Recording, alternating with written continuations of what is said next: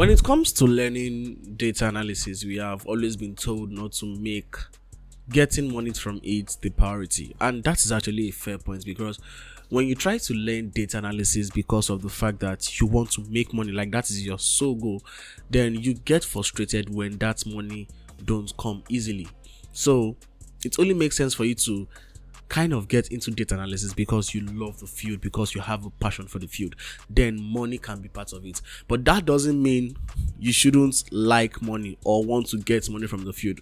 Obviously, when you go to a university to get a degree or anything you do in this life, some of the goals or part of the goals is that you want to make money from it, and the data analysis space should not be exempted. So from the moment you start learning data analysis as a beginner, one way or the other, you must have had this thought of, how am I going to make money from this thing in the long run, or how profitable is this field? So I'm here to tell you that the data field is very profitable. You can actually make some money from it, like very good money. Now it now backs the question, how can you make money from the data analysis space? And it comes from two perspectives. You can either make money as a 9 to 5, aka on site, meaning you have to get employed by an organization that needs a data analyst, and you work either as a business intelligence analyst, a financial analyst, a sales report analyst, or all of those stuff. Or you work from the freelancing standpoint, you work as a freelancer. So in today's video, I'll be talking to you on how you can make money in data analysis, or how you can get a job as a freelancer. I won't be talking from the 9 to 5 perspective, okay? I will actually make a separate video on 9 to 5 data analysis job. But for today, we are talking about getting a job as a data analyst from the freelancing standpoint. So without further ado, let's get into the video properly. So I have been freelancing in data analysis as a data analyst since the year officially 2019, but I kind of started in the year 2018. So I have like a 5-6 years experience as a freelancer when it comes to data analysis. I've actually worked on a couple of data ranging from field in the research, academia. I've worked on medical data, I've worked on health data, I've worked on financial data, I've worked on econometrics data, I've worked on business data, I've worked on a lot of data, and I've used tools ranging from SPSS, R, Python, Stata, Minitab, Excel, and all of those tools that you can actually think of. So when it comes to freelancing as a data analyst, I'm in the right position to answer some of your questions and put it through. So I don't want you to see this video as me confirming or guaranteeing you that after watching this video you are going to get a job as a freelancer. This is a disclaimer, okay? I'm not telling you that once you finish watching this video there's one job out there. I'm just trying to tell you the story of myself, of how I navigated the freelancing world as a data analyst. Then you can use my template, and if it works for you, fine, but I'm not guaranteeing you that the way I started my freelancing journey is the same way you should start yours, and the way my own panned out is the way yours is going to pan out. It's maybe totally different. In fact, you can get my template, you can use my template and just add your own your twist to it, you understand? So let's start by defining what is freelancing. So basically freelancing is more or less like you are an independent contractor, meaning you are working for someone or an individual or a company, and they don't have the right to tie you down by coming to office. So meaning you don't have to go to office 9 to 5, but at the same time you have to deliver your job. So it's like the sweet spot of, it's for people rather that likes working but they don't like to be in office because they have other things that they want to do with their time. So they rather not just sit down in an office and do 9 to 5, and they will have they want to do other things. They have other things they want to do. So the reason why I got into freelancing is because I've always been a tutor right from time. I've always run tutorials, I've always been teaching people, and I needed that time to keep teaching people because it's what I love. So having a 9 to 5 is going to hinder me from teaching people because I will obviously put all my time in the job. So I opted in for freelancing. Okay, so When it comes to freelancing, you can either freelance for an individual or for a company.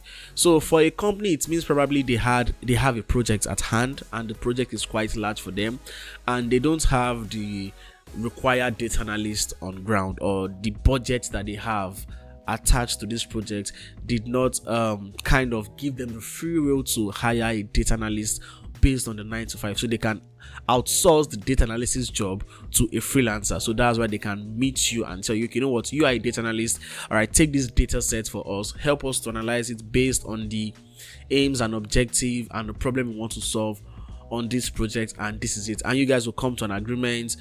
You guys will, you agree to the fact that, okay, I'm going to like deliver this job in the next 1 month, 2 months, you pay me this amount of money, the royalties, and it's just all about the agreement. So it's basically a give and take situation. The freelancing world is more of it's more of a give and take situation, in the sense that you have a skill, they have a job for you, you give them your skill to work on the job, and they give you money in return. So as a freelancer, you must have a skill. If you don't have a skill, you can't be called a freelancer. It's an exchange. It goes in both ways. Like I said, it's a give and take situation. So that is freelancing from the company's perspective, working for a company. And from the individual perspective, it means people know you as a data analyst, okay? And people are like, oh, I know this guy as a data analyst, and I have a project I'm working on. Most times, it's either like this person that wants to give you this job, this individual, he also collected the job from a company or from someone else, and he or she could not, probably meet the target, or has a lot of jobs or a lot of gigs in their hand, so they rather just outsource it to you, and you guys can also come together and have an agreement on when you want to deliver the job and how much you want to get paid. But when it comes to freelancing, in the individual world, like freelancing for an individual, there are there are two ways you can approach it, okay? The first one is the most popular one, and that is you going to freelancing sites. The most popular ones are Fiverr and Upwork. You create an account as a freelancer, you add your skills, you make your profile, and then you wait for jobs to come. Now, one of the good things about having a profile on Upwork, Fiverr, and all of those freelancing sites is based on the fact that sometimes you might be lucky to work for companies, because we have companies that needs data analysts as a freelancer, and they just come to Fiverr and Upwork and they scan through the profile of people that we have right there, and if you fit their requirements, they employ you, and you guys come to a contract and all of those, and you get the job and stuff like that. And you can also meet individuals who also need your skill. So Fiverr and Upwork, which are the two most popular freelancing sites, have actually set up this empire that lets sellers of skills like freelancers to come to their site and create an account, and then people that need the skill, like the buyers, to come and look for freelancers like us. Now, opening an Upwork or a Fiverr account is a separate video entirely, which is it requires a lot of things, because once you get to Fiverr or Upwork, I'll be using Upwork as an example because I think that's the one I'm a bit conversant with. There are a lot of things that entails, you have to buy some contracts. There's a way freelancing works on Upwork, so I think I'll probably get a separate video for that for you guys, but that's just it. And when you get a work on Fiverr or Upwork, okay, so there is a deal between Upwork and you, in the sense that Upwork is going to be taking some percentages. I can't remember the amount of money they take, but I think it's around 10 or 20%. So that means if you get a work for let's say $100, okay, so Upwork is going to be taking $20 out of it, and you'll be getting $80, okay.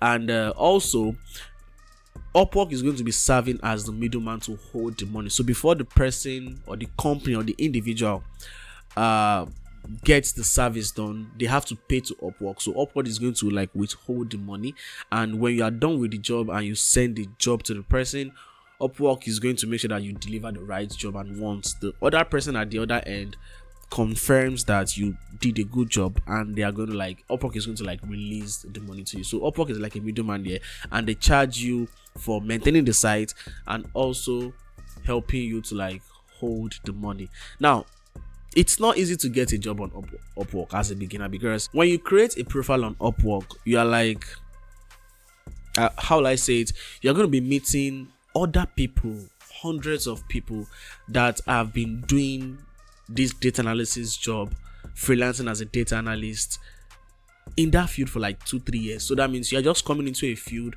and you're battling in the marketplace with people that are far better than you, that are more experienced than you, and that are higher in the Upwork chain, if I can use that word. So that means if thousands of jobs come for data analysts in Upwork or Fiverr, these guys at the top are going to be the ones to get that job, because obviously they are known, they've built their reputation, they've made themselves known, they've made that name for themselves, they've created that niche. So any job that comes to Upwork, when it comes to data analysis, the top guys will get it. They siphon the job. So most times they get the sweetest deal, they get the $1,000 deal, the $2,000 deal.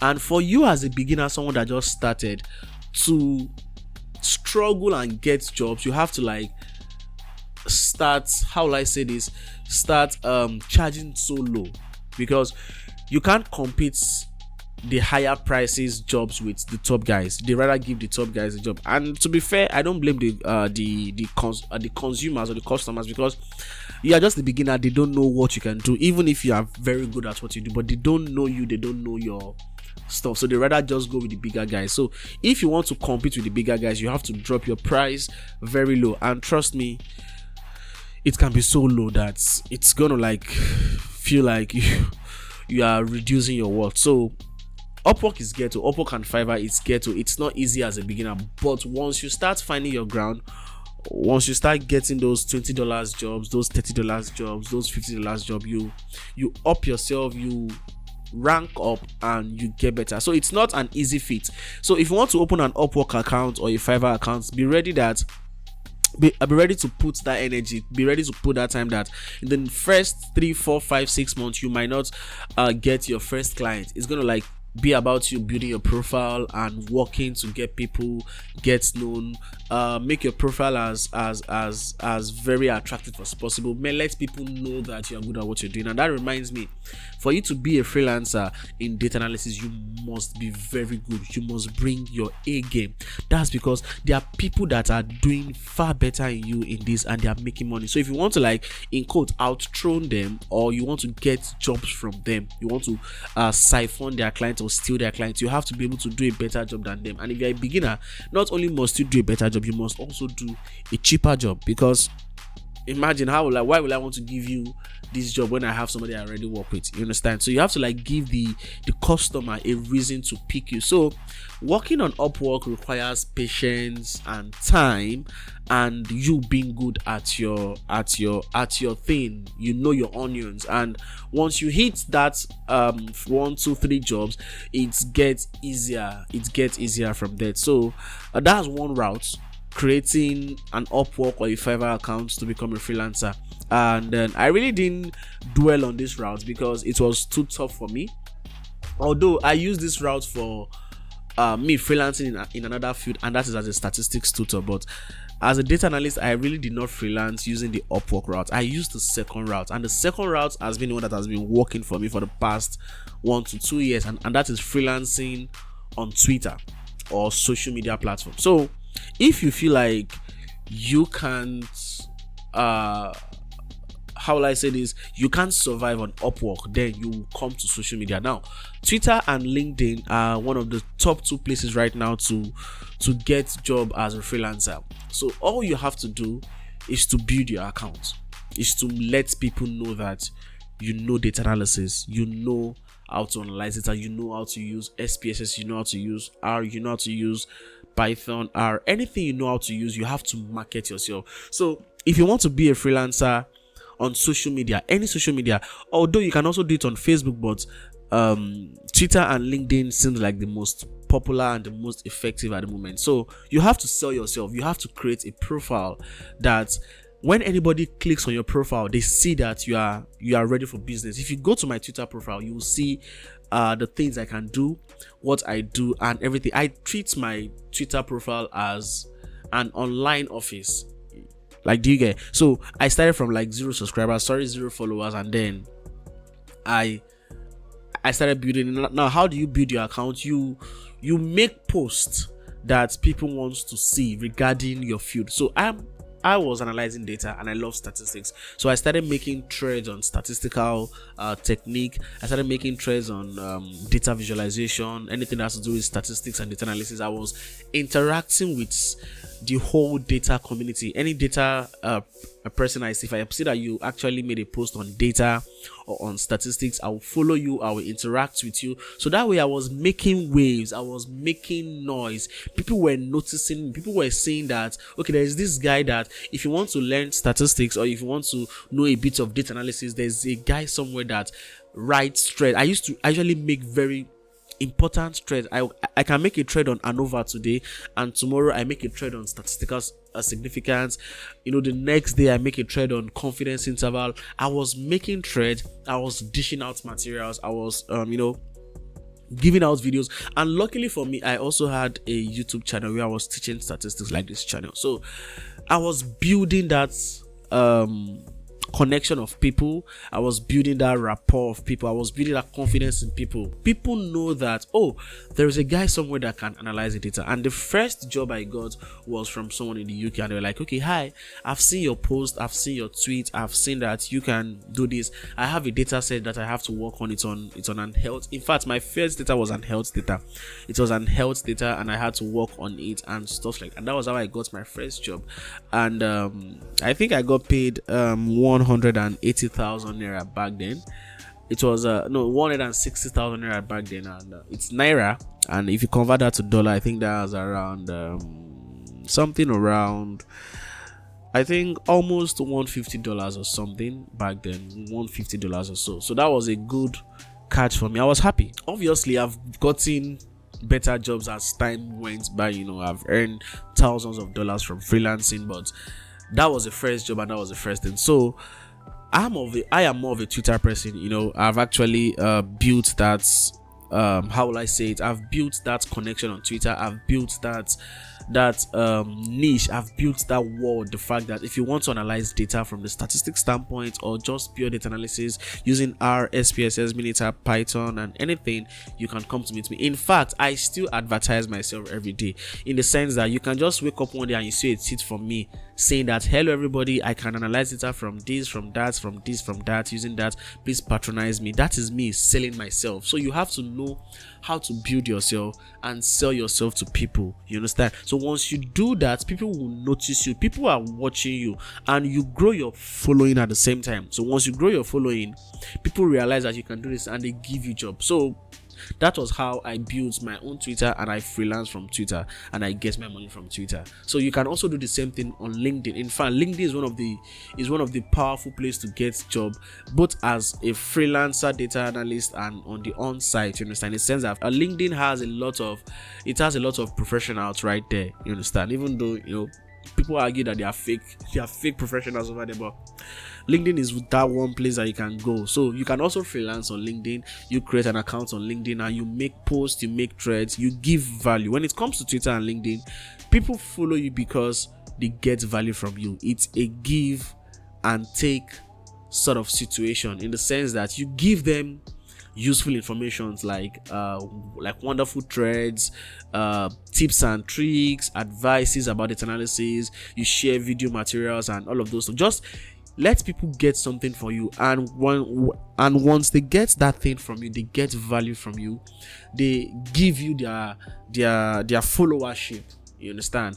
In return, they become, in quotes, loyal to you. They interact with your post, and that way you grow your audience. So this is 2024. As at the end of 2022, I was on I think less than 1,000 followers on Twitter, and right now I have as at the time of recording this video, I think I have 15,800 followers on Twitter. So it took me like a year plus to build this audience, and I have 15,000 people that are at least out of those 15k people, few of them are loyal to me and they follow my thread, they follow my post, they retweet, and if there's a job, I get it. Oh, Abefe, you know what's gonna happen? I have a data analysis job that is showing up in the next few months. I'll let you know about it. And they text me, so my DM is always bubbling and stuff like that. So when it comes to freelancing as a data analyst, these are like the two ways I think you can actually go about it. First is to think of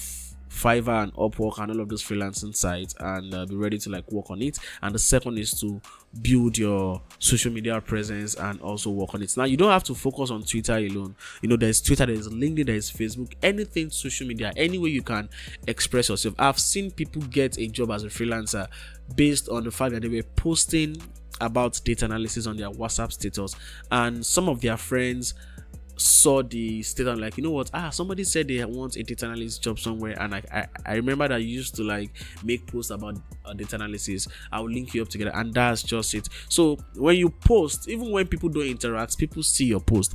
They might not interact, they might not talk, but people are saying your post, people are saying what you can do.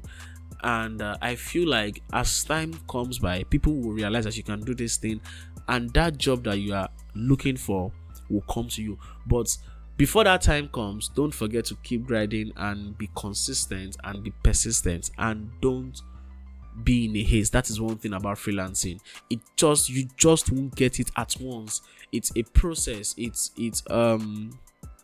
takes time. It can be frustrating. So if you are head over heels on the money, you might get frustrated. So that is why I advise that as you are pursuing your freelancing the freelancing career in data analysis, okay, you should have one other thing that you are doing to get little amount of money, so that you will not focus all your attention on the money you get from data analysis, because it can be frustrating trying to get money from freelancing as a data analyst.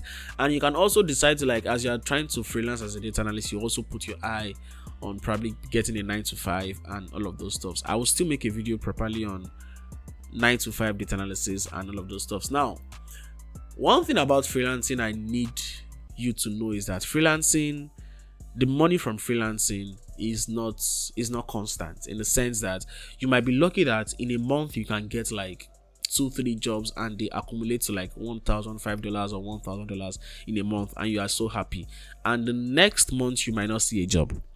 It's possible, you know. So jobs in freelancing comes with season. It's seasonal. It has time. Like, it's not constant. You know, if you are working as a 9 to 5 data analyst, you know, whether there was job or we don't have job in the office, you still get paid your fixed amount of money by the end of the month. So freelancing is just like, you might be happy today, you might be making money today, and before you know, you're not making money next month. So this is my template of how I became a freelancer in data analysis, okay? And the main point is that you must be good at what you're doing before you can actually become a very good freelancing data analyst, a freelancer data analyst, or a data analyst that is a freelancer. So that's just it.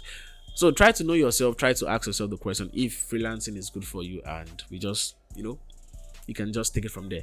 If you enjoyed this video, please don't hesitate to give this video a thumbs up, and also subscribe to this YouTube channel. Do you have some questions for me, or you feel like I missed something, or you have some opinion about freelancing and 9 to 5 that you want to drop, please go down to the comment section and drop all of them. Let's interact and let's talk about this thing, and we can, one way or the other, help someone to kickstart their freelancing journey. If you need a video about how much statistics that you need for data analysis, I have a video right here for you that I'll be linking. Just check that video out. And if you need a statistics playlist for data analysis, I also have a video right here that you can check out. Thanks for making it to the end of this video, and we'll see you in the next one. Bye for now.